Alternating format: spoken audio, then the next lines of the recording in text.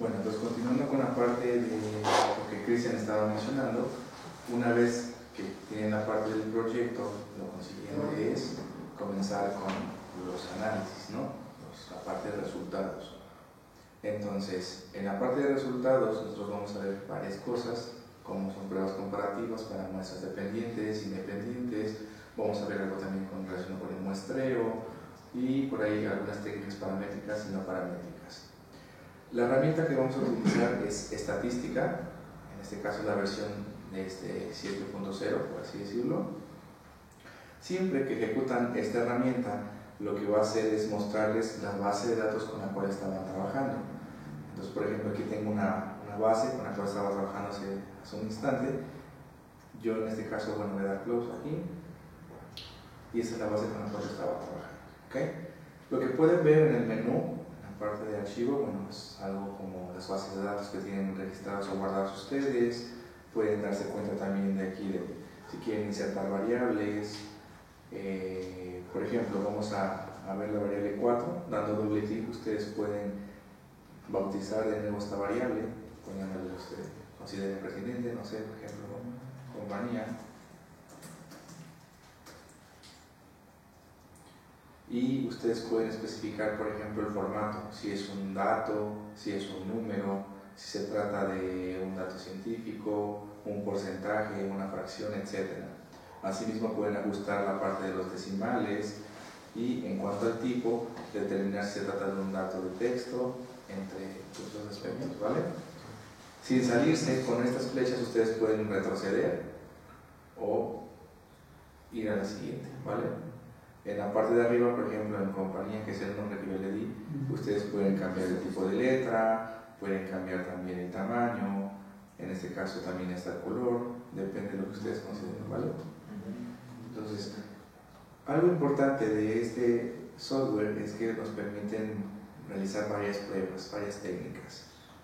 Entonces, dando clic en la palabra Statistics, podemos ver estadísticas descriptivas, como son tablas de frecuencia, estadísticas descriptivas, tablas de frecuencia, la prueba T aquí la pueden visualizar, así como matrices de correlación. ¿Ok? Vamos a dar clic en cancelar.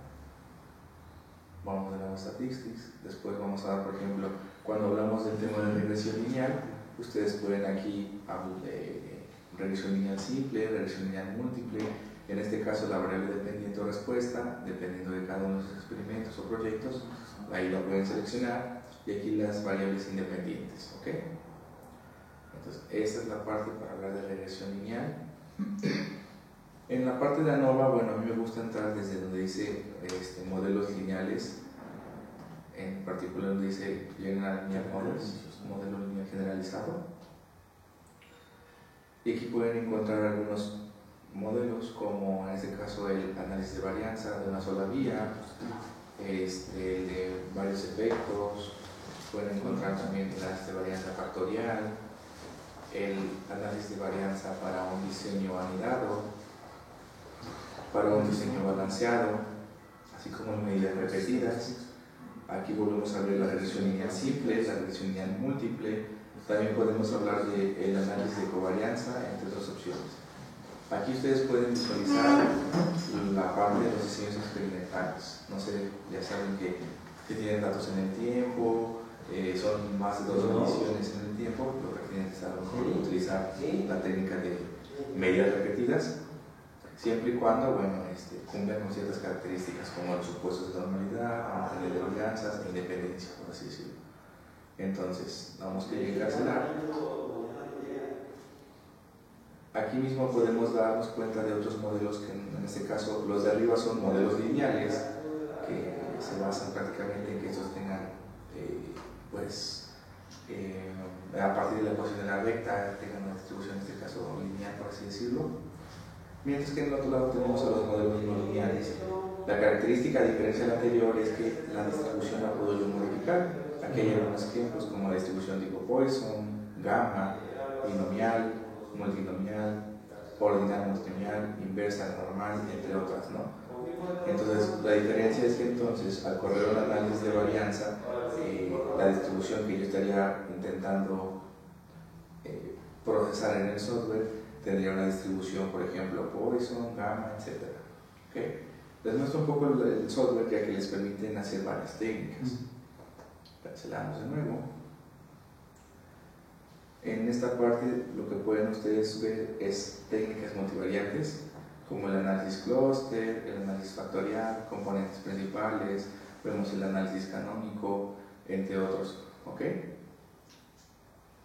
Y pues lo que ustedes pueden explotar aquí son varias cosas. Vamos por ejemplo a la parte no paramétrica.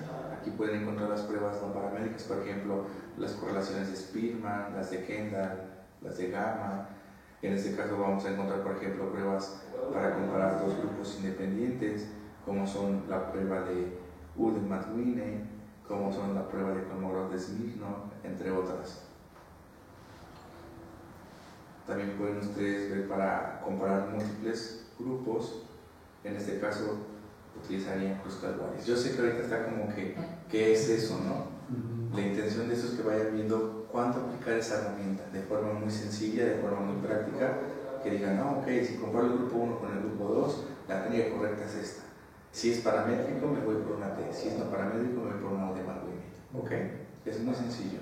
Si volvemos a comparar más de dos grupos, en este caso 3 grupos que tengamos, por ejemplo, me voy por el análisis de varianza, o en caso de que no sean normales los datos y no se cumpla el supuesto de homogeneidad, me voy por ejemplo por la Kruskal-Wallis, ¿no? Son las intenciones que quiero que vayan ustedes entendiendo de manera muy sencilla. Y este es el software que vamos a estar utilizando para ello. En la parte de las gráficas, bueno, es lo que les mencionaba. En gráficas ustedes pueden ver lo que es el histograma, el scatter plot, el box plot, etc., ¿no? En este sentido, lo que yo quiero es que estas herramientas nos van a permitir darnos una idea de cómo están los datos visualmente. Lo ideal es que tal vez podamos utilizar otra herramienta, que para eso es que quiero mostrarles Sigmaplot, para que puedan ustedes jugar, ¿no? Por un lado tengan resultados en estadística y por el otro se pasan a Sigmaplot para hacer gráficas un poquito más atractivas, ¿no? Entonces, este paquete tiene de todo un poco, por eso es que me gusta, como para que ustedes que van a iniciar en la parte de análisis, es una muy buena opción. Entonces, ahorita vamos a pasar ya a lo que tenemos como nuestros temas, y gradualmente, conforme vamos avanzando, vamos a ir mostrando el software con las técnicas como en paralelo, ¿ok? Entonces, regresamos a las diapositivas. ¿Algún comentario referente al software? No, interesante. Bueno, yo no soy de estadística. Es un software que es muy amigable, está sencillo de usar. Digo, bueno, creo que esos comentarios pasados, a mí me latió mucho que las correlaciones te marcaban rojito cuáles eran, y hay otros que ya ves que tú tienes que estar revisando si es una correlación o no. Entonces, eso a mí me gustó mucho de estadística. Sí, te suele marcar si hay diferencias entre un grupo y otro, te lo marca en rojo, ¿no? Si hay una correlación que sea significativa, también la marca en un color rojo. Las pruebas de análisis de varianza van a ver que el valor P, así como aquella que indica que hay alguna diferencia entre grupos, lo va a tener en color rojo. Es una cosa muy práctica, ¿no?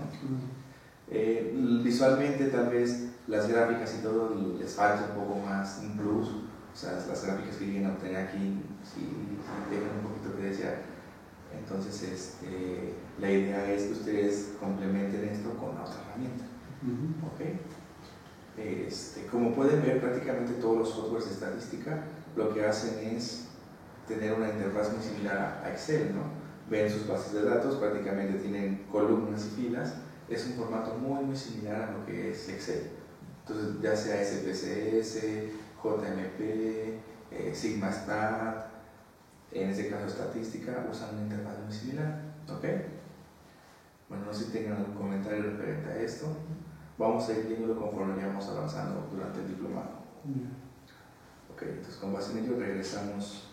En este caso, cuando ustedes quieran cerrar el archivo, van a darles dos opciones. Una, si quieren guardar la base de datos, que es esta que tenemos aquí, y cada vez que realicen alguna técnica o algún análisis, por ejemplo, vamos a calcular algo básico.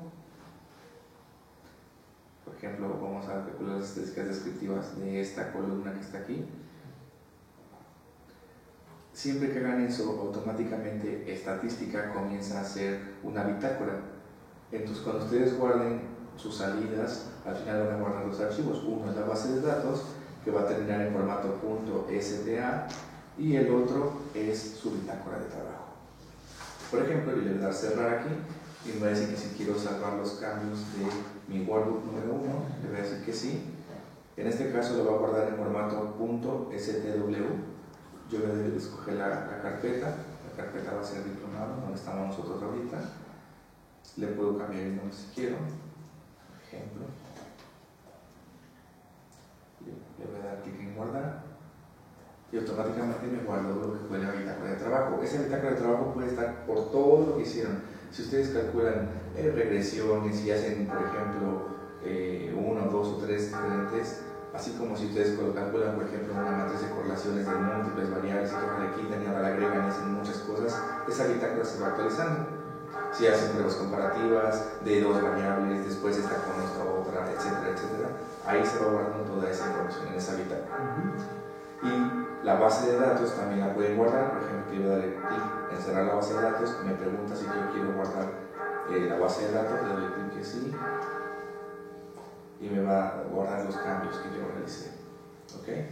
Y automáticamente vuelve a quedar la interfaz así, vacía completamente. Vuelvo a darle aquí en nuevo archivo, por ejemplo, y me pregunta cómo quiero crear esta nueva base de datos, con qué dimensiones. Entonces yo puedo especificar que sea de 10 por 10, que tenga, por ejemplo, cuántos valores a partir del 0 puedo tener, etc. Por ejemplo, yo clic en aceptar y me genera una nueva base de datos. En la parte de arriba, esta base de datos va a estar bautizada conforme ustedes la vayan a bautizar también, ¿no? Si ustedes le ponen, por ejemplo de estadística, o le quieren dar el nombre de curso del diplomado, o lo que quieran, ahí es donde ustedes pueden visualizar este nombre, ¿vale? Cierro la herramienta. Vamos a dar inicio a la parte que continúa lo que Cristian les estuvo mencionando, las diapositivas. Y bueno, en este caso vamos a hablar del tipo de variables. ¿Ok? Este es el ejemplo de una salida en Simaplot, por ejemplo. Pueden visualizar lo que es un gráfico de mosaicos, en donde hay una escala que va desde muy placentero hasta algo que es muy displacentero, y ven un pequeño gradiente de varios colores. Cosas así me gustaría que vayamos viendo. Cuando lleguemos a la parte de los gráficos, vamos a retomar esta parte de la información.